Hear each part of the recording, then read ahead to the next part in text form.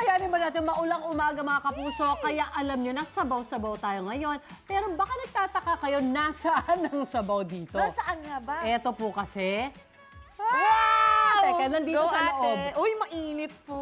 So may sabaw siya. Ayan, uunahin muna natin ang pagbuhos ng sabaw para hindi siya tumalsik. Ang galing naman nito. Ang galing, no?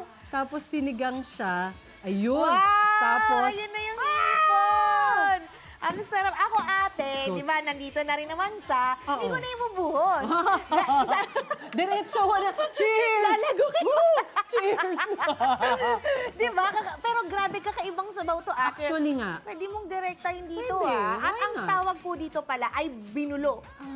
Binulo. Ayan po yung pamamaraan ng pagluto sa kawayan. Siguro nga parang humahawa din yung lasang konti nung, Oo nga. 'di ba, nung Ng kawayan. kawayan. At yan po ang food adventure this morning ni Chef JR. Chef, curious kami, ano nga bang lasa? Iba ba siya sa Oo nga. sinigang? May lasang kawayan ba? Oo. Hi. Cheers! Hi. Cheers! Yes. Mamangilo. I'm sure yung mga kapuso natin may sarili ring or ganun din yung naiisip, beautiful ladies. Yung lasa po nung dish na niluto sa bulo or binulong proseso is somehow earthy siya, smoky kasi nakikita natin sa uling siya niluluto. Tapos aromatic. Meron talagang distinct na flavor yung ating dish na sa gantong pamamaraan na luto. At syempre, curious pa tayo kung ano pa ba yung ibang proseso na hindi pa natin na cover dito nga sa buong binulo process na to. Kaya wag na natin patagalin to.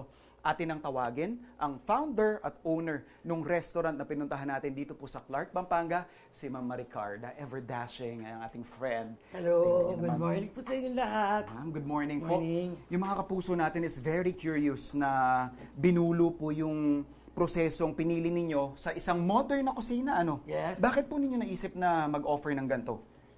Unang-una, kakaiba siya. Opo. Tayo lang ang nagsaserve ng bulo. Dito po sa mga buong restaurant sa Pampanga. Kami Hindi lang po sa Clark, sa buong Sa buong Pampanga. Pampanga. Okay. Tapos, gusto kong matikman ng ating mga kababayan. Okay.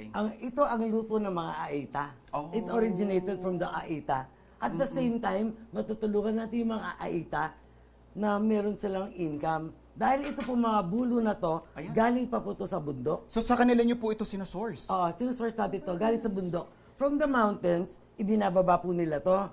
So meron silang income. Okay. Tapos tayo naman, dito sa baba, matitikman natin itong luto sa bulo. Dahil meron siyang flavor, itong bulo po na to, may certain flavor po. Dahil po yung sabaw natin dito, meron po siyang may lasa. Yun po Yung- katas ng bamboo Ayun. na pupunta po sa sabaw.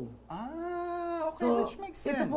ito pong sabaw nila, yung flavor na to, hindi niyo makukuha sa kawali. Totoo. Ang layo nun. Pag linuto mo to, hindi mo makukuha sa kawali dahil yung flavor ng bulo. Very interesting. And para sa akin naman din, bilang kusinero, at saka restaurateur din po, nakakapagbigay kayo ng ibang experience sa mga guests ninyo. Unique experience na talaga namang traditional. Opo. In a way, we're preserving din yung traditional methods natin sa pagluluto.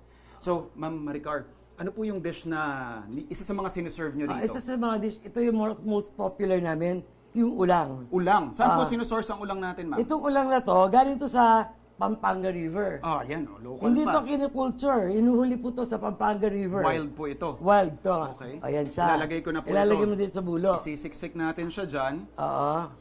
Tapos, Lalagyan natin ng tanglad. okay. Ito yung tanglad natin. Alright. So, tanglad. Sibuyas. Okay. Sibuyas. So, very convenient. Para din ang po, ano? naggisa, pero walang kawali, Opo. walang mantika. So, luya naman po yung Luya. isinod natin. Bawang, Okay po. kamatis, Okay. mustasa, Siyempre, asin at paminta. titimplahan natin to ng asin at paminta. Tapos Tapos? lalagyan natin ng sabaw. Ito po yung parang Sabaw broth na, na. ito ang broth natin. Opo. Ayan, madali lang siya. Normally, man, pag ganitong proseso po, gaano po siya katagal inaabot? 20 minutes lang yan. 20 minutes. Kasi ulang no? Madali lang madali po siya. lang ito yung ulang. Tapos ma'am, ito po, normally kapag ganito yung bulo natin, Isang gamitan lang yan. isang gamitan Isang lang. gamitan lang. Kasi mawala na yung flavor niya. Ayaw nga naman. At saka syempre, hindi na sanitary Hindi na sa sanitary, pag-uulitin.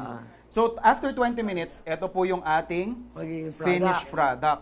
Ano po ito, ma'am? Siniserve ninyo sa... Dinubuhos namin yan. Sa harap po ng Sa harap guest. ng guest. Oh, wow, ang sarap naman nun. O si Ate Suzy, magaling sa pagbuhos. Si Shaira kanina, parang tumutungga ng Dito ng- mahawakan yan dito. Ayan, sa taas, sa gitna po. Yan, di Medyo ba mainit? Ayan, so para lang hindi bumuhos. Okay. Tapos ma'am, bukod po sa ulang natin. Oops. Oh, yun oh. Buhos ko na konti para makita ng mga guest natin ang Ayan ulan. oh. Ang grabe, imagine niyo po kung kayo yung pagsiservan nito sa table ninyo. Very impressive nga naman yung ganyang presentation. Ano? Sariwang-sariwa itong ulang na to. At saka maganda dyan ma'am is from our local river. Yes. Tapos ma'am, bukod po sa ulang, ano-ano pa po yung dishes na niluluto ninyo sa bulo or Meron binulong tayong- proseso? Yung sa sabaw ng kamatis, which is baboy, karne. Ah, may baboy At saka din. meron tayong sinampalok ang manok, which we use fresh na sampalok. Walang shortcut. Walang instant. Ma'am, I'll take the Okay, first yeah. bite mga kapuso. Of course. Ititikim ko na po kayo. Ayan. Ano, buksan mo to. Hindi, Ito. iba. Iba Yan. nga. Buksan mo yan. Sa amin kasi sa Mountain Province, syempre, wala kaming mga source ng kawayan doon. Ayun, oh. Kita mo kung gaano kataba ang ulo ng ulang. Ito po talaga kasi yung binibili Ayan. sa ulang. Tapos, Yan. ganito yung proseso ng pagluto. There's this certain Tanggalin mo difference. to. Ayan. Di ba masarap? Oh my God. Sinful, comforting, saktong-saktong yayakap sa'yo sa gantong maulan na panahon. At saka yung lasa. Lasa. Perfect na perfect. Diyan yung malalasahan mo yung lemongrass, yung tanglan. Opo. Lasang-lasa, di ba? Very At saka subtle. yung flavor no bamboo. Bamboo. Kung, Thank you, ma'am, for preserving yung ating Tapos tradition. meron pala tayong luto sa yung Yan ang rice. perfect dyan, mga kapuso. Yung rice na rin Yung natin. ating binulo rice. Binulo rice. Perfect na perfect. Eto, marami akong ubusin, Ma'am Maricar, Okay. o mga kapuso, sa mga preservation ng ating mga traditional techniques at sa mga solid na food adventures, laging tumutok sa inyong pambansang morning show kung saan laging una ka, unang hirit! Ikaw, hindi ka pa nakasubscribe sa GMA Public Affairs YouTube channel? Bakit? Mag-subscribe ka na, dali na, para laging una ka sa mga latest kwento at balita. I-follow mo na rin ang official social media pages ng Unang Hirit. Salamat, Kapuso.